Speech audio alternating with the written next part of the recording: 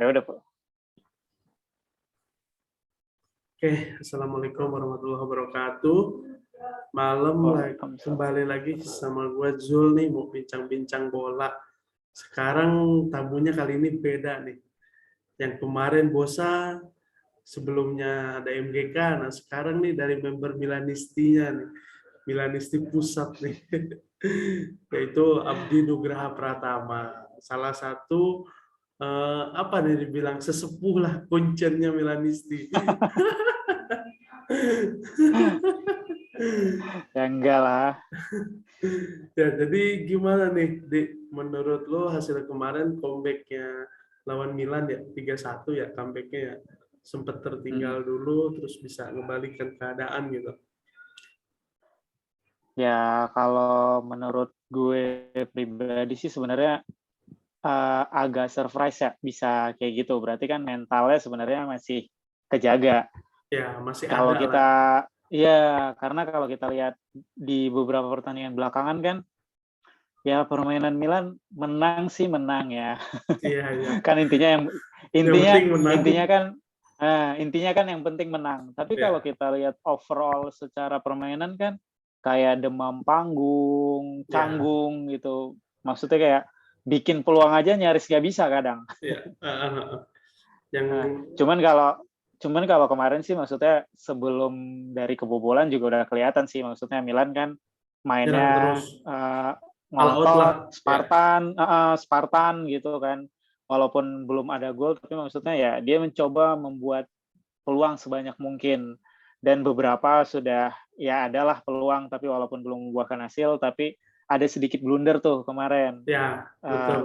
Calabria dia lagi nggak di posisinya dia, telat nutup, ya ada crossing dari posisinya dia lah ya kan, dari sisi kanan Milan, udah terjadilah gol itu.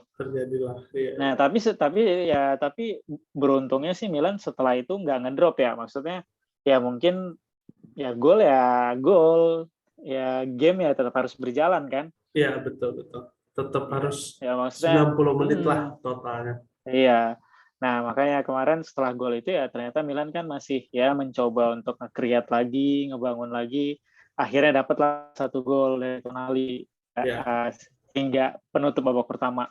Imbang. Betul. Iya, terus di awal babak kedua ya berjalan normal sih, maksudnya Milan masih lebih mendominasi sih sebenarnya. Ya, betul. Ya, create lagi, dapat lagi dengan assist dari orang yang sama dan yang ngegolin juga sama. Ya, Dari Leao ke Tonali lagi kan. Ya betul. Itu sih gue nggak nyangka itu gol kedua itu. Gila. Ya setelah gol yang kedua itu sih maksudnya ya Milan terlihat lebih enjoy, tapi si Veronanya juga maksudnya mungkin karena ketinggalan dia juga mencoba untuk lebih ngotot juga kan. Gitu. Ya akhirnya ya namanya sepak bola ya, maksudnya saling serang menyerang pasti banyak peluang, ya salah satunya pasti ada yang berbuah gol, dan Dewi Fortuna masih ada di Milan. Di Milan, betul. Nah, terus ini gue mau nanya, rata-rata kayaknya sekarang yang ngegolin pemain tengah terus ya. Udah crossing, jarang dari crossing sayap itu striker bisa ngegolin gitu. Kok maksudnya lini depan Milan nih kayak mandul gitu. Antara Giroud sama Ibra kayak kurang greget gitu ya. Mungkin ada masalah atau gimana itu. Kok sampai nggak biasanya gitu lah kalau gue lihat. Kalau menurut gue sih maksudnya Ibra, kalau khususnya kita kasih catatan buat Ibra ya. Ibra kayaknya kan memang belakangan udah menit bermainnya juga udah sangat sedikit ya. Ya wajar sih kalau dia misalkan nggak ngegolin gitu. Ya sedangkan kalau Giroud itu ya maksudnya dia tuh pemain yang sangat penting sih saat ini di Milan. Jadi walaupun dia nggak nyetak gol, ya mungkin gini.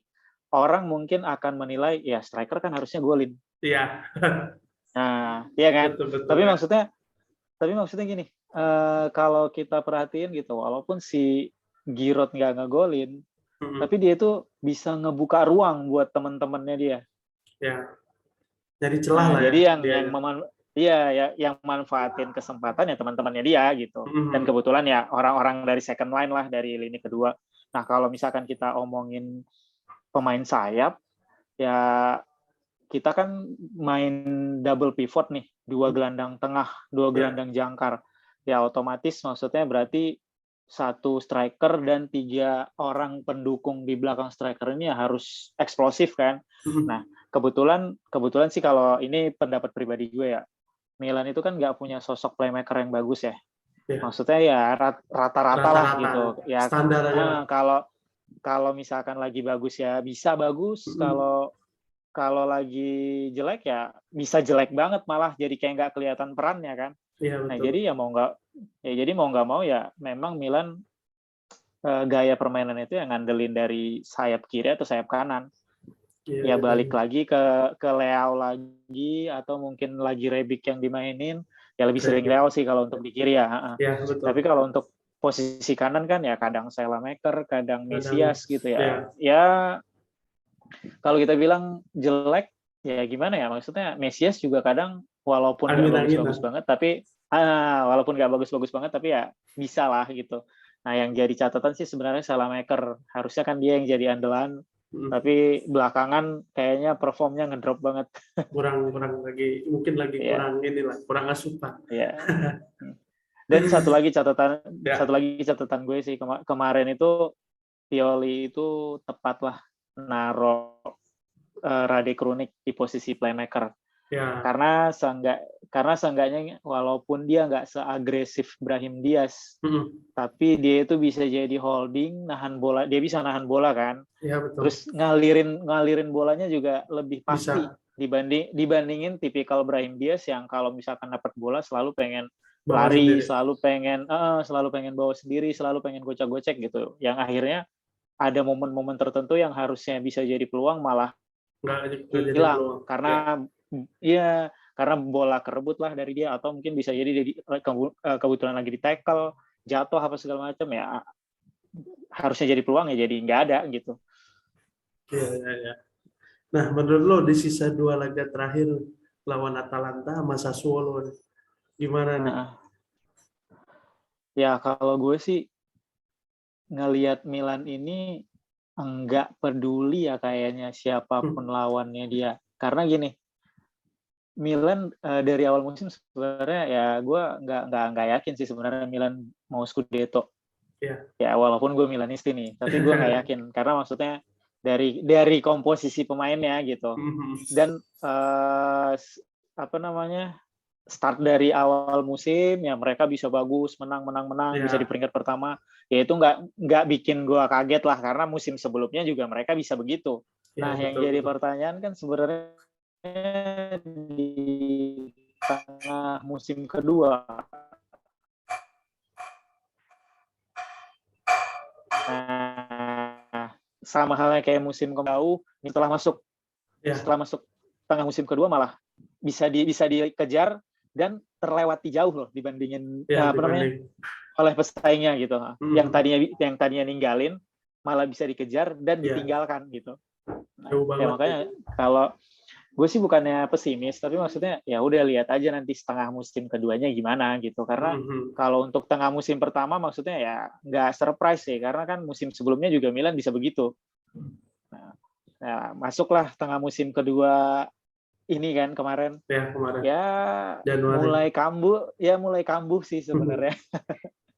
Jadi performnya naik turun kan.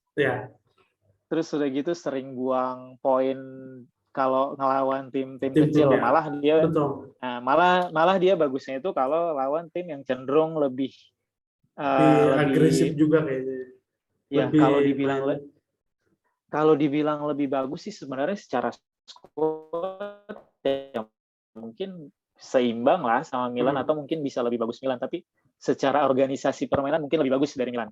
Justru dia bisa bagus juga ketika ngelawan tim-tim yang lebih agresif, lebih ekspor gitu kan, dibandingin tim-tim yang notabene di atas lapangan Milan lebih mendominasi gitu.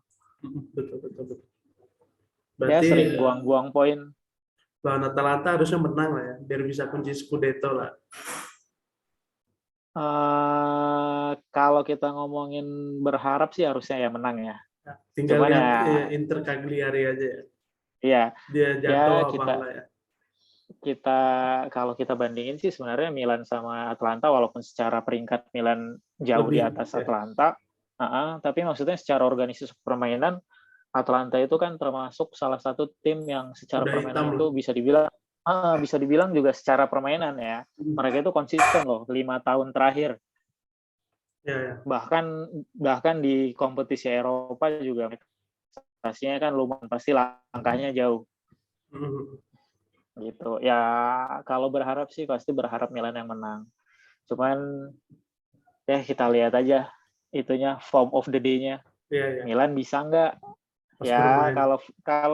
kalau Milan bisa minimal kayak kemarin aja lawan Verona gitu, maksudnya All dia out bisa lah agresif, ya. Iya bisa all out, bisa nge-create banyak peluang gitu. Ya nggak menutup kemungkinan skornya juga bisa banyak. Ya, secara Tapi kalau mainnya di misalkan kandang lah ya. iya, tapi kalau misalkan Milan tetap mendominasi secara permainan, tapi nggak bikin peluang ya sama aja kan? Ya susah-susah juga itu. Iya. Jadi tumpul Ya, semua itu. kayak kita pas lawan Bologna kemarin lah. Ya, itu juga golnya ya begitulah. Lawan Ya Bologna, lawan maksud Fiorentina juga kan menang ya tipis. maksud ya kalau lawan Fiorentina agak mendingan sih, tapi maksudnya pas lawan Bologna itu kayaknya kacau banget sih. Harusnya bisa menang gede lah ya. Maksudnya justru Milan bingung melawan tim-tim seperti itu. Dan untungnya juga Inter juga keplesetnya sama tim yang sama. Ya, sama Bologna juga benar. Terus ini Ya, kita lanjut lagi. Menurut lu siapa pemain yang akan tetap di Milan dan akan keluar dari Milan? kalau menurut gue sih, ya kalau kita ngomongin rumor sih banyak banget yang dirumorin Ya. ke Milan ya. Apalagi Milan kan lagi diisuin ada investor baru. Ya, betul. Redbird sama Investcorp. Ya, maksudnya pasti banyak lah. Apa namanya, kan kalau untuk rumor-rumor itu kayak bola liar lah. Yang nyaris join aja bisa ketikung sama tim lain. Ya, yang tadinya udah deal secara personal, secara agen segala macam, akhirnya bisa berlabuh ke tim lain ketika ada tawaran lebih, ya kan? Ya, betul. Ya kalau gue pribadi sih pengennya yang datang ke Milan itu ya playmaker. Ya misalkan nih pahit-pahitnya Milan musim depan nggak beli siapa, maksudnya nggak punya budget banyak lah gitu. Ya seenggaknya dia ngedatengin playmaker. Ya komposisi yang sekarang nggak apa-apa dipertahanin, tapi yang penting dia harus ngedatengin playmaker. Iya, karena kalaupun dia misalkan ngedatengin kayak ada pemain baru nih, namanya siapa kemarin yang pemain bertahan yang disuin, Botman. Ya. Nah, Botman, terus siapa Origi lagi? Kan ada Renato juga katanya Renato. Ya, ada Origi gitu. Terus misalkan kita deal lagi nih buat pemain sayap kanan, misalkan siapa gitu. Tapi kalau misalkan dia nggak ngedatengin playmaker. Ya kalau menurut gue sih ya paling gitu-gitu lagi Milan. Kecuali ya kalau misalkan Pioli mungkin punya opsi untuk gaya permainan lain. Ya. Bisa berbeda. Karena kan 2 musim belakangan ya Milan kan selalu bermain dengan 2 pivot. Ya. Terus udah gitu 1 striker di depan, dan di antara 2 pivot sama 1 striker itu kan ada 3 orang, yang 1 sayap kiri, 1 sayap kanan, dan 1 yang seharusnya jadi playmaker ya kan. Iya betul. Iya. Ya gua nggak bohong lah. Sebenarnya Milan musim ini itu kehilangan banget sosok Hakan. Ya memang sih. Cuma ya gimana lagi ya, Hakannya berpaling. Ya harusnya kan manajemen kepikiran lah buat nyari penggantinya dia.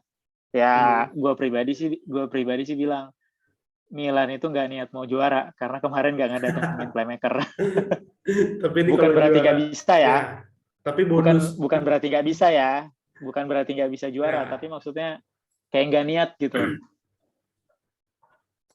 Terus gini, oke, kita udah bahas dari liganya segala macam. Nah, seru juga sih di bawah nih, tiga terbawah nih. Tiga terbawah tuh kemarin Venezia malah comeback menang 4-3 nih. Ya. Nah, terus apa?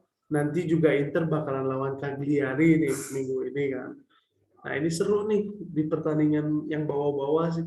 Gue sih pengennya ya terjun kalah Inter lawan Cagliari. Apalagi ya Cagliari kan Ya, secara mau keluar dari jurang degradasi lah setidaknya ya. gitu kan. Cuma gimana lagi lah nanti kita lihat hasilnya. Karena mainnya Ya duluan kalau Milan sih ya lawan Atalanta tuh. ya mungkin secara ya itu regulasi kali ya, Hmm. jadwal yang udah ditentuin kali. Cuman ya kalau gue beruntung juga sih Milan gak ketemu sama tim-tim yang kayak gitu. Justru tim-tim yang kayak gitu tuh yang alot. Ya, Kalau kayak ya mungkin secara nama besar Atalanta, terus setelah Atalanta ketemu Sassuolo, Milan Sassuolo itu kan terakhir. ketemu, bisa dibilang ketemu tim-tim papan tengah ke atas kan. Tapi Hmm. ya secara target mereka bisa dibilang udah gak punya target lagi. Ya, dia udah Nah, di zona nyamannya lah. iya, iya. Jadi mungkin ya bisa aja mereka kayak Ngasih ya poin. iya maksudnya mainnya nggak ngotot lah gitu. Ya, Nah, sedangkan kalau tim-tim yang apalagi tiga tiga terbawah itu kan masih bisa lolos ya, juga dari zona degradasi. betul betul. Ya mungkin bisa aja mereka kan lebih ngotot karena motivasinya tinggi gitu untuk Hmm. bertahan di Serie A. Ya Inter sih harusnya waspada sama tim-tim kayak gitu. Iya, Ya iya. kemarin aja sih minggu lalu harusnya Inter juga bisa Inter. ketahan itu Iya, lawan Empoli malah karena bisa kalah gitu loh ya katanya. karena kebetulan Empolinya juga ngotot banget kan. Tapi Ya, ya masih beruntung lah Internya bisa menang bisa 4-2. comeback. Ya. Cuma Iya. Juve aja tuh kesandung sama Genoa. Gue juga sempet bingung sih. Ya Juve bisa ya kesandung gitu. Juve juga kan emang bukan apa namanya?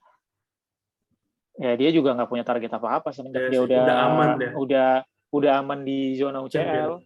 Ya, betul betul. Terus udah gitu lawannya Genoa yang mau lolos dari zona Dari Genoa. degradasi juga Ya, kan. benar-benar. Yang seru sih di 5-6 aja ya, Lazio sama Roma nih. Yang seru nih, Iya, pertarungan Lazio Roma sama Atalanta sebenarnya kayaknya Atalanta masih ya. ada peluang deh Poinnya dia sama, buat sama kayak ya Roma nih. buat Lolos. buat ke UEL. Ya, cuma ini juga sih kelebihan Liga Italia sekarang sih kalau kata gue Roma bisa masuk final apa Piala Conference tuh. Gila sih, gue nggak nyangka itu Roma. Seenggaknya baru bergulir kan, Piala Conference itu baru ada Ah, tapi malah yang masuk itu Roma gitu. Gue ngelihat kok Leicester City segitu bagus tapi kok malah kalah permainannya sama Roma gitu. Gue sempat agak berspekulasi, oh Leicester nih bisa masuk final nih. Gak tahunya malah dikalahin sama Roma. oh Ya sih sempat ada kepikiran ya mungkin Liga Italia itu kurang lah ya. Kurang maksudnya di piala-piala gitu kurang menjanjikan gitu. Kalau kata gue pribadi. iya. Cuma hasilnya nggak tahunya tiba-tiba Romanya bisa menang 1-0. Di situ memang Jose Mourinho itu memang kalau kata gue pribadi ketika dia masuk ke tim manapun dia pasti bawalah satu piala meskipun itu piala ya hanya apa ya penghangat aja lah gitu ada nambahan achievement gitu. Ya Roma sih kalau gue bilang sih musim depan bisa Lebih itu bagus juga bisa lebih bagus juga karena kan Mourinho baru masuk 1 musim di ya sana. betul Terus betul uh, belum banyak belanja yang signifikan sih sebenarnya. Ya kita nggak ya tahu juga sebenarnya Roma punya budget apa enggak. Ya ya kalau misalkan Roma punya budget, Mourinho bisa ngedatengin pemain yang dia mau, ya nggak mungkin menutup kemungkinan Roma juga bakal masuk 4 besar musim ya depan ya. Tim yang sekarang di 4 besar ya harus hati-hati. ya betul harus mempertahankan performa Iya, sama pemain yang kualitas baik aja sih ya iya. Ya pemain apa namanya? Tipikal permainannya Mourinho itu kan cenderung defense ya. ya Tapi biasanya sih tim dia walaupun defense tapi secara penyerangan bisa mematikan juga. Karena kan kalau kita ngomongin bertahan itu kan sebenarnya pilihan ya. pilihan cara bermain ya, bukan. Iya. Kalau dulu kita zaman waktu kecil gitu, kalau nonton bola ngelihat ada tim yang bertahan gitu, kayaknya cemen, mainnya bertahan, apa segala macem ya kan. Padahal ya itu mah sah-sah aja kalau misalkan ada tim yang nerapin strateginya bertahan dan ngandelin counter attack. Iya, betul. Apa sih yang lu cari sebenarnya kalau untuk di pertandingan ya menang. Ya walaupun banyak orang yang mungkin ngerasa permainan defensif itu kayak jelek, kuno, apa segala macam. Ya, tapi ketika lu bisa juara dengan gaya lu sendiri ya, kenapa enggak? Benar-benar. Oke, lanjut lagi. Coba gue mau nanya nih, 11 pemain nih, menurut lu dari kiper sampai striker terus plus pelatih, versi lu di Liga Italia? Waduh. Kalau kiper, ya ini bukannya nanti takutnya gue dibilang nggak objektif lagi. Ya kalau kiper sih, kalau gue bilang kiper Liga Italia terbaik itu ya kipernya Milan. Ya. Maignan sekarang. Pengganti Donnarumma kan udah jelas. Iya. Kalau di sentral kita formasinya mau berapa nih? Mau 4-3-3 bebas atau mau berapa?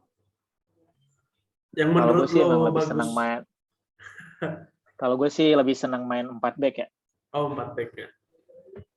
Okay. Ya kalau menurut gue sih untuk di jantung pertahanan itu yang pertama ya harus ada Tomori. Oh, di CB-nya Tomori, betul. Ya. Nah, temennya Tomori satu lagi. Harusnya ada Simon Kjaer, tapi ya lagi cedera kan. Ya. Ya bisa lah, mungkin salah satunya diganti sama kalau enggak De Vrij sama Skriniar. Milan Skriniar. Ya. Ya, jadi fungsinya Milan Skriniar buat jadi tembok terakhir. Ya. Tomori yang gerak ke sana kemari. Ya, kalau untuk di bek kanan itu gue kasih Dumfries deh. Dumfries ya, Inter ya. Emang Dumfries berguna banget sih setelah Hakimi keluar dari Inter tuh. Gila sih. Ya kalau untuk di kiri sih ya Theo pasti. Oh, Theo, yes. Masih Theo. Kalau kita main gelandang. Gelandangnya mau berapa nih?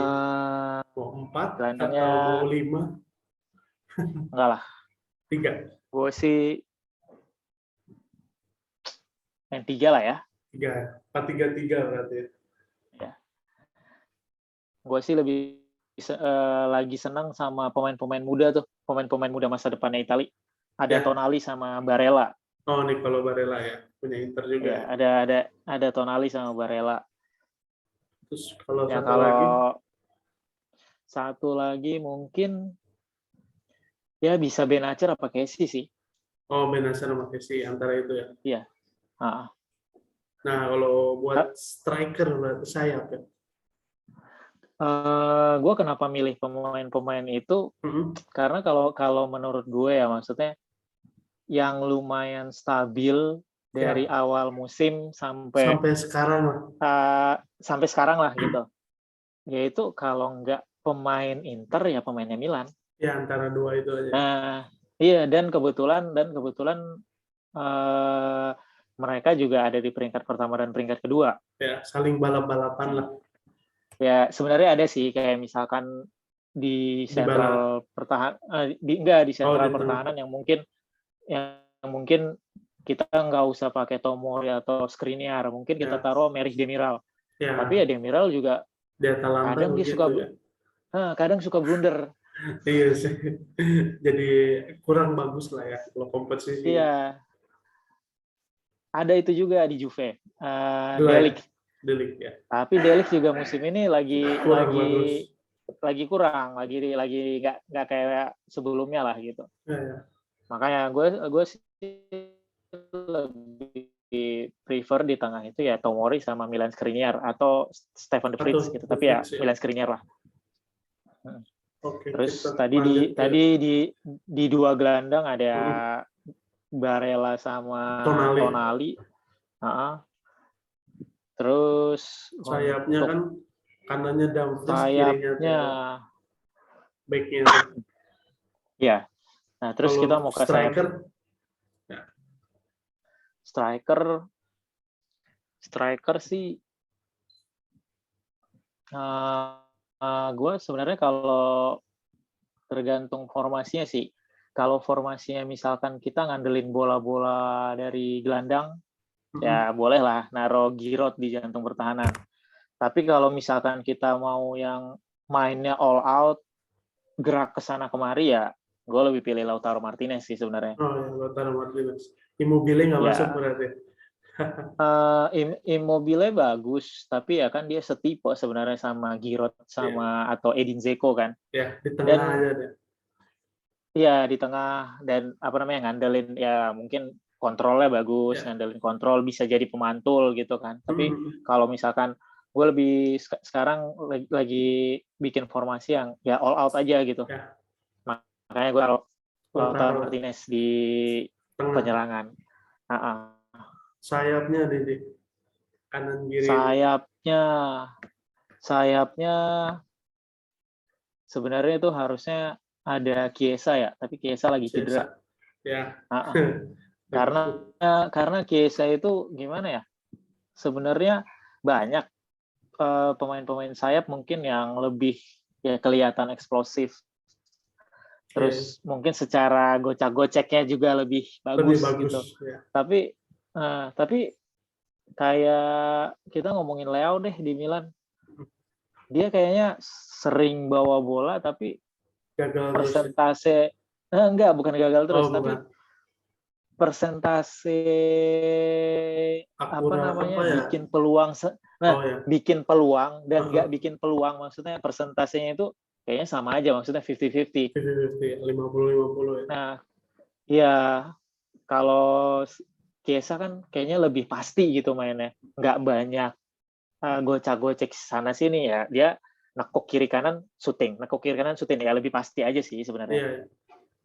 Nah, terus ya sebenarnya sih harusnya ada Chiesa, tapi Chiesa lagi cedera kan.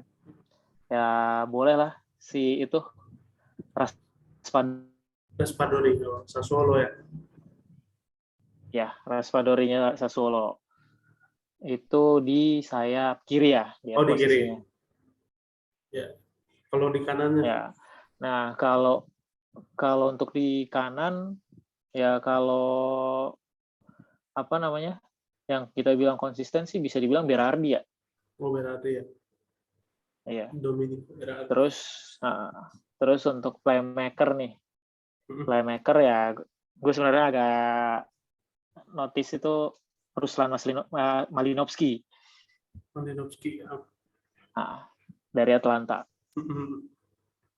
Kalau pelatih ada dua nih biasanya. Kalau gua nanya-nanya biasa antara Inzaghi atau Pioli. Cuma siapa tahu lu ada opsi lain. Kalau pelatih sih sebenarnya gue lagi kurang suka ya sebenarnya sama pelatih tim di Itali. Oke, nggak apa-apa. Menurut lu di luar nggak apa-apa.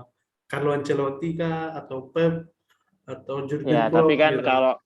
Tapi kan kalau kita ngomongin dari luar mungkin nggak sesuai juga sama karakter pemain di Itali. Pemain di Itali ya, susah juga. Ya kalau dengan formasi yang gue pakai tadi, ya gue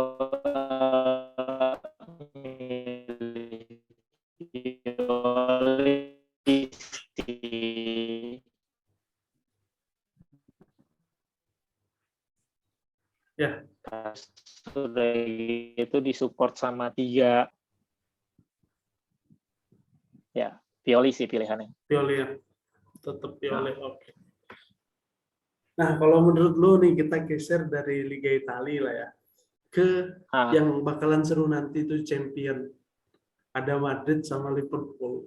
Prediksi lu sebelumnya itu apakah memang Madrid sama Liverpool gitu yang di final, atau mungkin City atau mungkin Bayern Munchen gitu? Kalau menurut lu, kita geser nih. Kalau Munchen sih gue nggak prediksi dia sampai ke final ya, karena apa namanya, dari awal itu kayaknya lagi nggak bagus kayak musim-musim sebelumnya. Ya. Cuman gua nggak nyangka aja dia kalahnya sama Villarreal dan akhirnya Villarreal yang ketemu Liverpool. Tadi prediksi gue itu justru Munchen itu di semifinal ketemu sama Liverpool. Katanya tim kuda hitam ini nih kuat nih, Villarreal nih, kuda ngeri emang, nggak disangka-sangka sih.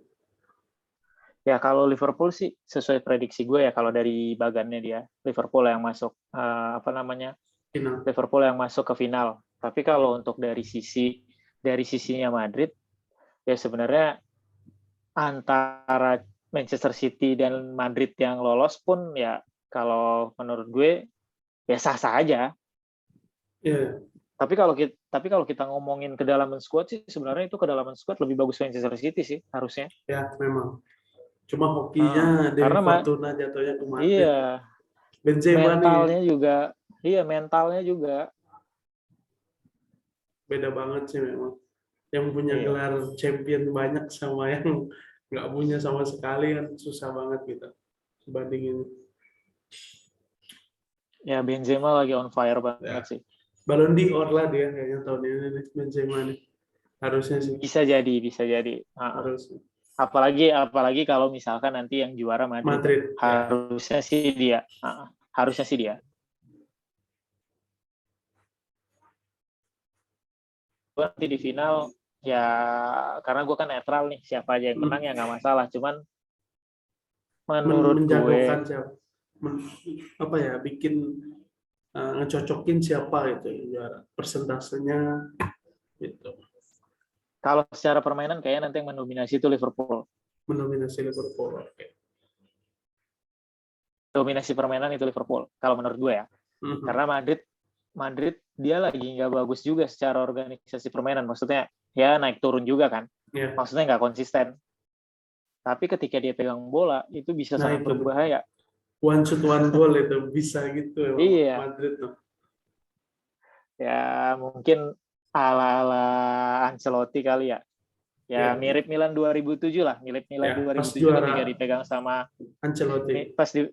Pas dipegang sama Ancelotti kan itu pemain Milan rataan umurnya ya senior semua kan.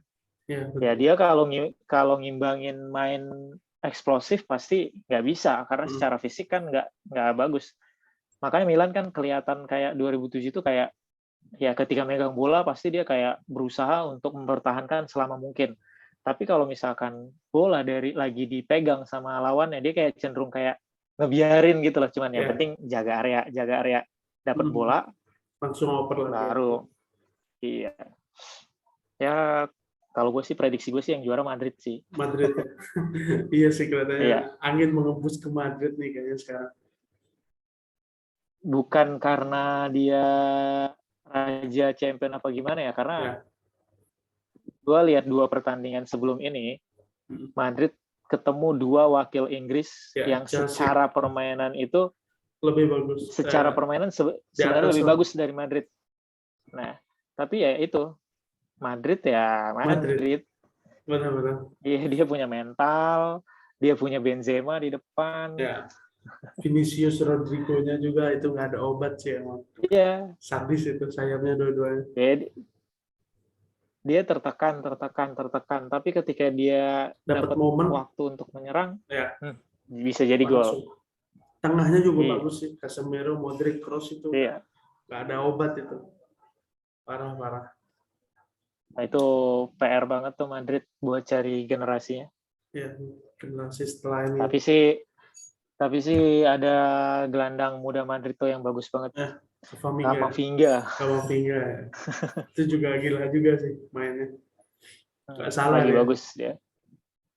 Dibeli Madrid. Oke deh. Nah, satu lagi di terakhir deh. Ini seru nih perebutan Liga Inggris juga. City kemarin menang. Ya kan? Liverpool ketahan juga tuh.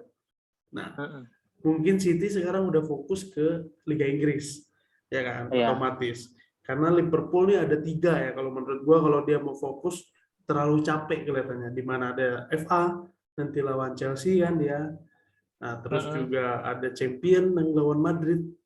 sama di liga gitu. Kalau menurut gue sih ya udahlah, Liga Inggris mending dikasih ke City lah, menurut gue nggak apa-apa. Tapi dia bisa fokus di dua itu kelihatannya sih. Ya kalau kita ngomongin itunya sih mungkin bisa aja kan. Ya udah gue lepas deh. Tapi ya Pengen ngejar Liverpool tren itu, iya maksudnya nggak segampang itu untuk mengikhlaskan ya udah yang juara City aja gitu. Iya, Iya kan? kayaknya sih benar. Ya walaupun peluangnya mungkin dia sekarang kan tertinggal 3 poin nih Iya, dari Manchester betul. City. Ya peluangnya pasti lebih besar City lah. City. Tapi ya bukan berarti dia akan ngelepas gitu aja. Pasti dia akan sampai terakhir lah, Habis-habisan. sampai peluang Ya. terakhir. Iya. Nah, kalau menurut lu di final FA siapa yang juara tuh antara Chelsea sama Liverpool? Setelah Chelsea diakuisisi oleh salah satu investor kaya lah hitungan. Chelsea, Liverpool. Sebenarnya mungkin ketika diakuisisi sama pemilik baru sih kayaknya nggak terlalu ngaruh ya buat Iya sih. perform. Cuman ya emang musim ini Chelsea juga nggak serapi, bukan nggak serapi sih, tapi dia juga Nggak lagi naik sebagus. turun juga. Ya, Iya, nggak sebagus sebagus tahun musim kemarin. sebelumnya. Dan berapa kali Tuchel juga kayak memaksakan posisi lah. Maksudnya orang yang nggak di posisi itu ditaruh di situ gitu kan. Ya, dan berapa kali juga sebenarnya gagal juga dia. Ya, kalau menurut gue sih Liverpool sih. Liverpool tetap ya. Ya. Karena lebih konsisten aja Liverpoolnya. Oke deh. Oke, thank you dia atas bincang-bincangnya malam ini nih. Aduh, terima kasih waktunya nih. Tetaplah jaga kesehatan yuk. Katanya mau ada pemanasan global. Tapi nggak jadi ke Milan ya. Kan gue emang nggak ke Milan. Oh, kirain gue ke Milan bareng sama anak-anak. Enggak ya. Oke deh. Nantilah kalau ada rezekinya. Siap. Oke, mudah-mudahan ada. Makasih dia atas waktunya nih malam-malam. Thank you banget nih udah dikasih kesempatannya. Thank you dia. Assalamualaikum warahmatullahi wabarakatuh. Waalaikumsalam.